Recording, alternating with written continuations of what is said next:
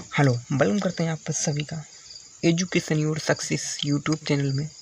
दोस्तों, आज की इस वीडियो में हम क्लास 10th का बहुत ही महत्वपूर्ण टॉपिक बेकिंग सोडा यानी कि खाने का सोडा का रासायनिक नाम जानेंगे,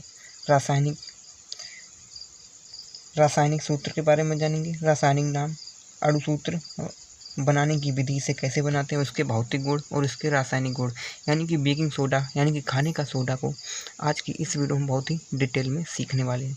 तो आइए शुरू करते हैं। देखिए, साधारण नमक रासायनिक सूत्र क्या होगा बेकिंग सोडा का, इसे हम बोलते हैं खाने का सोडियम, खाने का सोडा।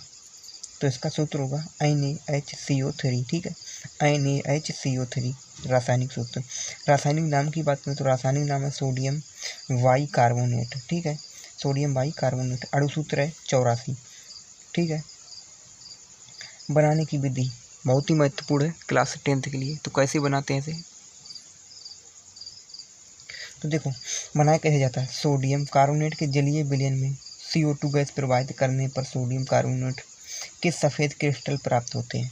यानी कि जो सोडियम, जो खाने का सोडा है, वो कैसे बनाया जाता है, क्या किया जाता है, सोडियम कार्बोनेट के जलीय विलयन में। ठीक है, क्या कहते हैं, सोडियम कार्बोनेट होता है, उसके जलीय विलयन में क्या कहते हैं, CO2 गैस प्रवाहित करने पर, यानी CO2 गैस को प्रवाहित किया जाता है तो सोडियम बाइकार्बोनेट के सफ़ेद क्रिस्टल प्राप्त होते हैं। ठीक है, तो सोडियम बाइकार्बोनेट के सफ़ेद क्रिस्टल प्राप्त होते हैं। तो देखिए, जैसे कि यहाँ पर देखेंगे Na2CO3 ये होता है सोडियम कार्बोनेट प्लस H2 यानी कि जलीय विलयन बोला था, तो जलीय विलयन H2O क्या करते हैं, CO2 गैस प्रवाहित की यानी CO2। ठीक है, तो क्या बनेगा NaHCO3। ठीक है, NaHCO3 यानी सोडियम बाइकार्बोनेट। यहाँ पर 2 मैंने लगाया इसलिए ताकि समीकरण संतुलित हो सके। ठीक है, समीकरण संतुलित करने के लिए यहाँ पर मैंने 2 लगा दिया। तो इस प्रकार से जो खाने का सोडा है बनता है। ठीक है, सोडियम कार्बोनेट के जलीय में क्या करते हैं, H2 गैस को प्रवाहित करके सोडियम बाइकार्बोनेट को निर्माण होता है। ठीक है, सफ़ेद क्रिस्टल प्राप्त होते हैं। तो अब समझेंगे इसके रासायनिक भौतिक गुण के बारे में, फिर समझेंगे रासायनिक गुण के बारे में। भौतिक गुण क्या है, यह सफ़ेद क्रिस्टलीय ठोस पदार्थ, ये क्या है, यह एक सफ़ेद क्रिस्टलीय ठोस पदार्थ है। यह एक क्या है, सफ़ेद क्रिस्टलीय ठोस पदार्थ है। दूसरा देखिए, दूसरा क्या है, यह जल की अल्प मात्रा में भी विलेय है, यानी कि जल की अल्प मात्रा, अधिक मात्रा में विलेय है जल की। ठीक है, जल की अधिक मात्रा में विलेय हो जाता है।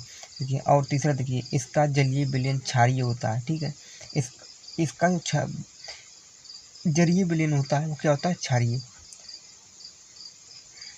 ठीक है, अब देखेंगे इसके रासायनिक गुण। तो रासायनिक गुण में क्या है, पहले देखेंगे ऊष्मा का प्रभाव। जब क्या करेंगे, जब इसे हम सोडियम बाइकार्बोनेट को क्या करेंगे, ऊष्मा का प्रभाव देंगे, तो कैसे क्या होगा, देखिए गर्म करने पर यह सोडियम कार्बोनेट में अपघटित हो जाता है। क्या करते हैं, गर्म करने पर यह सोडियम कार्बोनेट में अपघटित हो जाता है और CO2 गैस मुक्त होती है। जैसे बनाता था उसका यानी विपरीत हो जाता है। ठीक है, क्या करते हैं, NaHCO3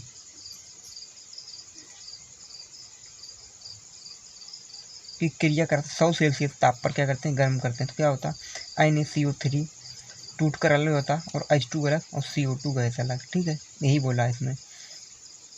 जैसे बयानी के ऊपर जो जैसे बनता था इससे, तो अब जब इसको तोड़ते हैं तो इसमें टूट जाता है। ठीक है, तो यह सोडियम कार्बोनेट हो जाता है ये। ठीक, ये H2 यानी जलीय विलयन और CO2 गैस जो है ना, CO2 गैस मुक्त हो जाती है। ठीक है, तो अब देखेंगे अगला क्या है। देखो, अगला है अम्लों के साथ क्रिया। जब ये क्या करते हैं, अम्लों के साथ क्रिया करते हैं तो क्या होगा, ये तनु अम्ल से क्रिया करके लवण तथा जल बनाते हैं। ये क्या करते हैं, तनु अम्ल कैसे होते हैं, यानी जिसे हम पतला अम्ल होता है। ठीक है, उसे हम करते हैं तनु अम्ल। ये क्या करते हैं, पतले अम्ल से क्रिया करके लवण तथा जल बनाते हैं एवं कार्बन हाइड्रोक्साइड गैस निकलती है। क्या होती है, और कार्बन हाइड्रोक्साइड गैस निकलती है। देखिए जैसे कि NaHCO3, ठीक है, ये सोडियम बाइकार्बोनेट यानी तनु अम्ल लिया, H2SO4 यानी कि सल्फ्यूरिक अम्ल, ठीक है, सल्फ्यूरिक अम्ल लिया की क्रिया कराई तो क्या NaCl यानी कि सोडियम क्लोराइड, ठीक है, यानी कि इसे बोलते हैं लवण, ठीक है, सोडियम क्लोराइड ये है लवण, प्लस H2 गैस बोला यानी जल बनाता है, तो जल बनाया H2O, ठीक है, और CO2 गैस यानी कि कार्बन हाइड्रोक्साइड गैस निकलती है, तो CO2 यानी कि कार्बन हाइड्रोक्साइड ये गैस निकलती है। अब देखो इसके उपयोग क्या कहाँ होता है इसका उपयोग होता है प्रयोगशाला के अभिकर्मक के रूप में।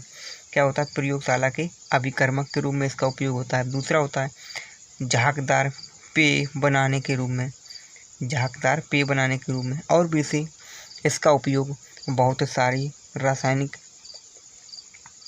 उद्योगों में किया जाता है। तो आशा करता हूँ ये वीडियो आपको पसंद आएगा। दोस्तों अगर वीडियो पसंद आया तो वीडियो को लाइक करके, चैनल पर पहली बार आए हैं चैनल को सब्सक्राइब करें।